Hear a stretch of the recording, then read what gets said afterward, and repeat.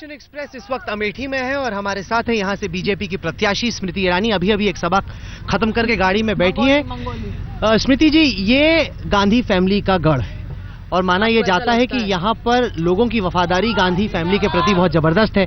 आप काफी दिन यहाँ बिता चुके हैं, उसके बाद आपको एहसास हो रहा है कि राहुल गांधी यहाँ आ सकते हैं? ये विधानसभा की सीटें गांधी परिवार या कांग्रेस पार्टी यहाँ से हार चुकी है। अगर ये गांधी परिवार का वाकई में गढ़ होता, और गढ़ का मतलब है कि परिवार के प्रति इतना लोगों में प्रेम होता, एक ना वो असेंबली का चुनाव हारते, दो यहाँ पर नरेंद्र मोदी जिंदाबाद के नारे नहीं लगते, साथ ही बार बार हम जिस भी गांव में जा रहे हैं लोग कह रहे हैं अब की बार मोदी सरकार। रिश्तों के बोझ के तले दबाकर इस कॉन्स्टिट्यूएंसी को बार बार रिश्तों की दुहाई दी गई, लेकिन जनता जागरूक है, वो जानती है कि अब बिजली सड़क पानी चाहिए और अगर शिक्षा और स्वास्थ्य की योजनाएं चाहिए और वाकई में इसका इम्प्लीमेंटेशन चाहिए धरातल पर, तो एक ऐसी सरकार का आना जरूरी है जो मात्र भाषण कला में विश्वास नहीं करता बल्कि बदलाव धरातल पर लाता। प्रियंका गांधी ये कहती हैं कि स्मृति ईरानी तो चांदनी चौक 2004 लड़ी, उसके बाद कभी गई नहीं। अमेठी में भी वो कह रही हैं कि हारने के बाद आप कभी लौटेंगे नहीं। उनका जीके तो है ही वीक, लेकिन मैं श्रीमती वाड्रा पर इसलिए टिप्पणी करती नहीं हूँ क्योंकि श्रीमती वाड्रा और कांग्रेस पार्टी के नेता जानबूझकर व्यक्तिगत टिप्पणी इसलिए करते हैं ताकि वो इमोशनल मार्टर का एक कार्ड प्ले कर सके। ये बहुत पुरानी सोची समझी राजनीतिक चाल है, वेरी ऑनेस्टली काफी बोरिंग है, क्योंकि जनता चाहती है कि जो विशेष सवाल है विकास से जुड़े हुए उनका जवाब दीजिए ना। मैं चांदनी चौक कितनी बार गई, कहाँ गई, कितना मैंने देश में काम किया, दिल्ली तो छोड़िए, देश में मैंने कितनी लोकसभा में काम किया, मैं सब उनको ब्यौरा देने को तैयार हूँ। वो मुझे बता दीजिए कि 10 साल में राहुल गांधी कितनी बार अमेठी आए, राहुल गांधी ने अमेठी में क्या क्या काम किया। तो वो कहते हैं यहाँ एविएशन स्कूल, अकेडमीज जो हैं, जो एनजीओ काम होता है, वो सारे का सारा वो कहते हैं गांधी फैमिली नहीं करवा। श्रीमती वाड्रा पर इसलिए कटाक्ष नहीं करती, वाड्रा बोलती हैं। तो उनका नाम श्रीमती वाड्रा है और क्या है? आपका नाम क्या है? मेरा तो नाम राहुल कंवल है। आप फिर उसमें कोई गड़बड़ है? राहुल कंवल में तो वाड्रा में क्या गड़बड़ है? कुछ है गड़बड़? कटाक्ष कर रही मैं देख रहा हूँ। नाम लेना किसी का वो कटाक्ष है क्या? आप मुझे श्रीमती ईरानी बुलाते हैं तो उसमें कोई गलती है? मैं तो बड़ी पर ये तो गांधी फैमिली कहता है कि हमने यहाँ पर काम करवाया, अकेडमी से लेके स्कूल से लेके जितना भी हुआ वो गांधी फैमिली के नाम। मैं आपको एक वो दे देती हूँ, एक उदाहरण दे देती हूँ। पहले तो गांधी परिवार ने कुछ करवाया ऐसा आप बोल रहे हैं जैसे उनके घर के खजाने से कोई पैसा यहाँ आया होगा।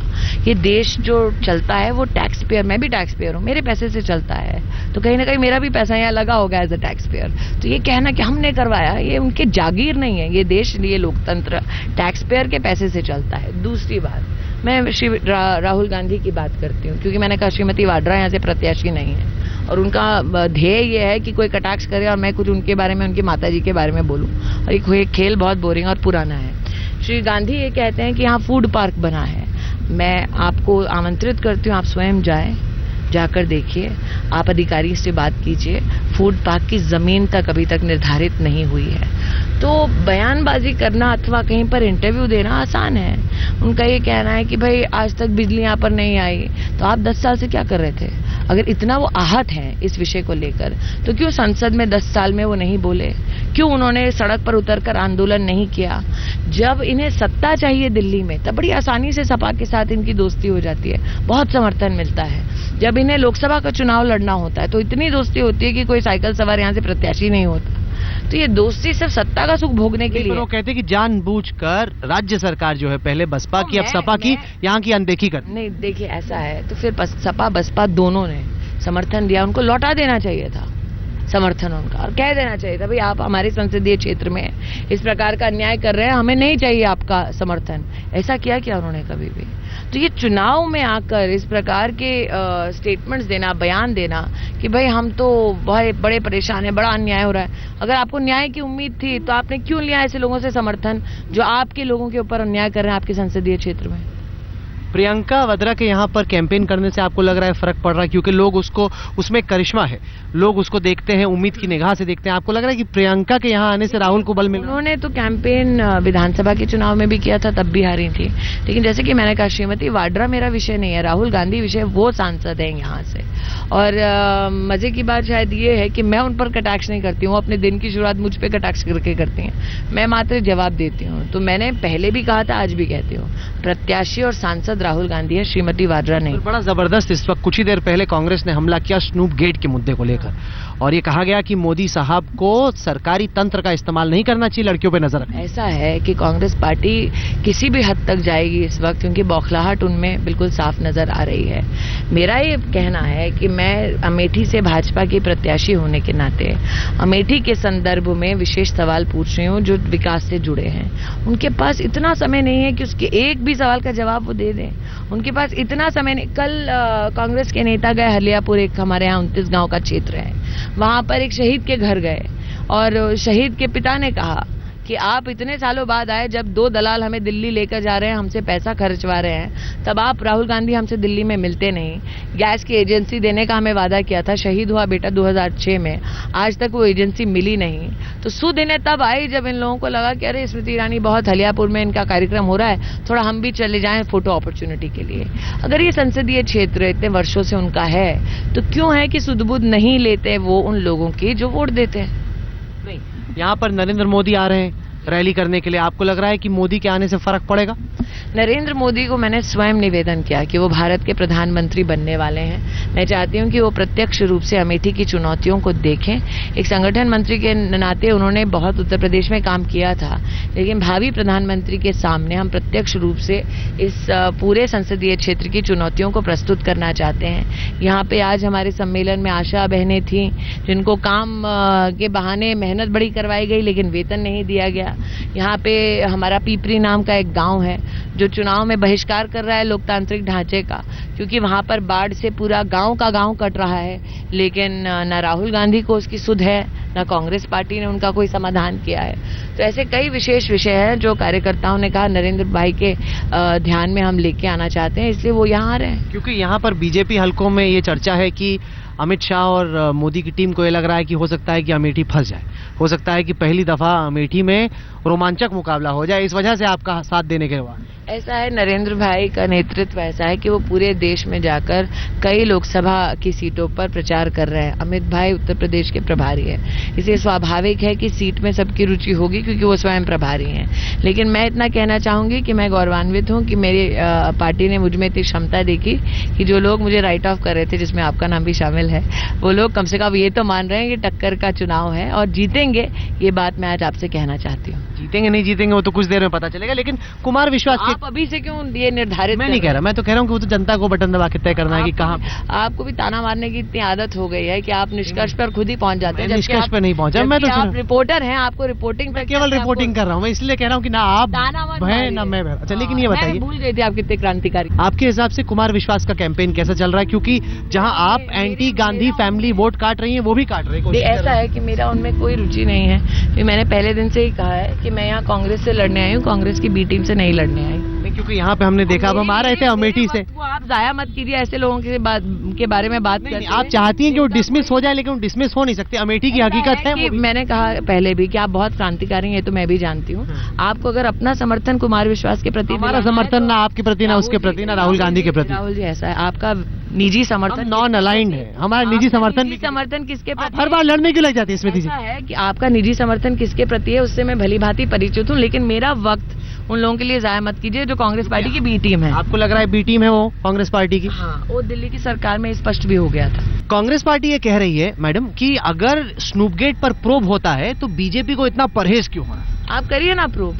हमने भी तो प्रोब एक इन्वेस्टिगेशन बिठाई है, और जिन लोगों ने इस वक्तव्य को दिया है उन लोगों ने स्वयं कहा है कि ये सीडी कितनी सच है कितनी झूठ, उसका प्रमाण उनके पास नहीं है। जिसको जो प्रोब करना है वो करे, लेकिन इस देश में कोई भी ऐसा जज उन्हें मिला है जो ऐसी झूठी तहकीकात के ऊपर खुद अध्यक्षता करे? पर नहीं मिला। क्योंकि कांग्रेस ये आरोप लगा रही है कि अरुण जेटली जजों को धमका रहे हैं, ये कहते हुए कि कोई सिटिंग जज नहीं होगा, कोई फॉर्मर जज नहीं होगा, जजों को धमकी दी जा रही है। ऐसा है कि आप क्यों कांग्रेस के एजेंडा पर इतना वो कर रहे हैं? नहीं, मैं सवाल का जवाब ही दे रही हूँ आपको कि ढूंढ ले जो भी जज आज तक संस्थाओं का दुरुपयोग कांग्रेस पार्टी ने किया है, इसका प्रमाण देश की जनता के सामने है। कांग्रेस कोई भी हथकंडा आजमा ले, नरेंद्र मोदी को प्रधानमंत्री बनने से कांग्रेस पार्टी रोक नहीं पा रही है। कांग्रेस पार्टी के पास इतना वक्त था, उन्होंने हर किसी संस्था का इस्तेमाल किया नरेंद्र मोदी पर प्रहार करने के लिए, और परतें कांग्रेस की खुली हैं। बार बार वो लोग जिन्होंने नरेंद्र मोदी पर हमला किया है कांग्रेस के बहकावे में, वो अंत में कांग्रेस की टिकट से चुनाव लड़ चुके हैं। तो हम बार बार कह रहे हैं कि कांग्रेस जानबूझकर राजनीति कर रही है और नरेंद्र मोदी के ऊपर लांछन लगा रही है, और जो लोग लांछन लगाते हैं वो अंत में कांग्रेस के नेता पाए जाते हैं। तो जनता अब जागरूक है और नरेंद्र मोदी देश के प्रधानमंत्री बन रहे हैं, तो तय है। नरेंद्र मोदी जी के कैंपेन से आप बहुत क्लोजली इन्वॉल्व रही हैं, आपने उसको काम भी किया है, आपने उसको देखा भी है। एक जो आरोप लग रहा है मैडम वो ये कि नरेंद्र मोदी ने स्मृति जी एक आरोप, अच्छा स्मृति जी ये बताइए कि एक जो चार्ज लग रहा है कि कैग जैसी संस्थाओं के जरिए नरेंद्र मोदी ने अपनी एक पैरेलल ऑर्गेनाइजेशन खड़ी कर दी है, जो कि कई बार ऐसा होता है कि बीजेपी को पता होना क्या हो लेकिन कैग को हमेशा मालूम होता है कि क्या हो रहा है। इस पर क्या ऐसा है कि कांग्रेस पार्टी को इतनी रुचि क्यों है, कौन सा संस्था क्या समर्थन करता है नरेंद्र मोदी पे? क्योंकि यही कांग्रेस पार्टी है जिसने कहा था नरेंद्र मोदी की कोई लहर नहीं है। ये वही कांग्रेस पार्टी है जिसने कहा था नरेंद्र मोदी तो सिर्फ एक स्टेट के नेता हैं। अगर नरेंद्र मोदी इतने छोटे नेता हैं कांग्रेस के दृष्टिकोण से, तो इतना वक्त अपना क्यों जाया करते हैं हम पर? नहीं, पर ये जो बार बार ये कहा जा रहा है कि मोदी जी का व्यक्तित्व अब ऐसा हो गया है कि बीजेपी और बीजेपी के बाकी नेता उनके सामने बौने पड़ रहे हैं और उन्होंने पार्टी को हाईजैक कर। ऐसा है कि जो परिवार एक पूरी राजनीतिक पार्टी चलाता है वो जब हाईजैकिंग वाला एक विषय निकालते हैं वो अपने आप में हास्यास्पद है। लेकिन मैं फिर से कहती हूँ, नरेंद्र मोदी की कोई लहर नहीं। नरेंद्र मोदी प्रदेश के नेता हैं, देश के नेता नहीं। नरेंद्र मोदी नहीं जीता। अरे भैया, अगर नरेंद्र मोदी के आपके नजर में इतनी कोई महत्व नहीं है तो क्यों अपना और हमारा वक्त जाएगा? आप सवाल का जवाब नहीं दे रही है मैडम। मेरा सवाल नहीं, कांग्रेस का चार्ज छोड़िए। नहीं, माइक आप ही की तरफ आएगा। सवाल ये नहीं कि कांग्रेस का क्या चार्ज है, लेकिन जैसे सुषमा जी हैं, आडवाणी जी हैं, मुरली मनोहर जोशी। माइक दीजिए, टाइम वेस्ट मत कीजिए। ऐसा है कि हमारा जितना भी अभी तो मंत्री बनी नहीं, अभी से इतनी आप फटकार लगा। नहीं, हम आपको, मेरा आपका इतिहास रहा है। मैंने सीधी बात में भी आपको फटकार दी थी और आज भी आगे भी देती रहेंगी। चलिए, हमारी किस्मत में ही है फटकार सुनना, लेकिन टेढ़े सवाल पूछने का सिलसिला जारी रहेगा, इसकी इजाजत रहेगी। टेढ़े सवाल पूछिए लेकिन झूठे सवाल तो झूठे सवाल हम पूछते नहीं, पर आपको जवाब देना। सुषमा जी, आडवाणी जी, मुरली मनोहर जोशी। आप सवाल बार बार रिपीट करके बोर कर रहे हैं। ऐसा है कि चाहे वो सुषमा जी हो, चाहे वो आडवाणी जी हो, चाहे वो शिवराज सिंह चौहान जी हो, चाहे वो राजनाथ सिंह जी हो, चाहे वो कलराज मिश्रा जी हो, चाहे वो कल्याण सिंह जी हो, हमारा जितना भी नेतृत्व है, वसुंधरा राजे जी से लेकर मनोहर पर्रिकर जी से लेकर गोपीनाथ मुंडे जी तक, सबने सर्वसम्मति से नरेंद्र मोदी को प्रधानमंत्री के नॉमिनी के नाते हमने उनको प्रस्तुत किया है। अरुण जेटली जी बेचारे बार बार बोल चुके हैं आपको, एक बार जब हमने एक नेता नियुक्त किया है एक पर्टिकुलर पद के लिए, हमारी जिम्मेदारी है कि हम उस नेता के बारे में हर चौक, हर गली, हर गांव में बात करें। ये हमारा अधिकार है। तो आप हमें हमारे अधिकार, पर्सनालिटी कल्ट में नहीं आ रही पार्टी, जैसे 70 के दशक में इंदिरा गांधी के बारे में कहा जाए। हमारे पास एक ऐसा नेतृत्व है जो सर्वसम्मति से अपने पुरुषार्थ के माध्यम से उभरे हैं और हम उनको प्राइम मिनिस्टर कैंडिडेट के नाते प्रोजेक्ट कर रहे हैं और देश में अब उनके नाम की लहर है। ये हमारा अधिकार है, हम किसे प्रोजेक्ट करें। इसको आपको क्यों तकलीफ हो रही है? योगेंद्र यादव का भी इंटरव्यू किया अमेठी में ही, उन्होंने कहा कि सबसे बड़ा मार्केटिंग कौन जॉब है नरेंद्र मोदी। कौन योगेंद्र यादव?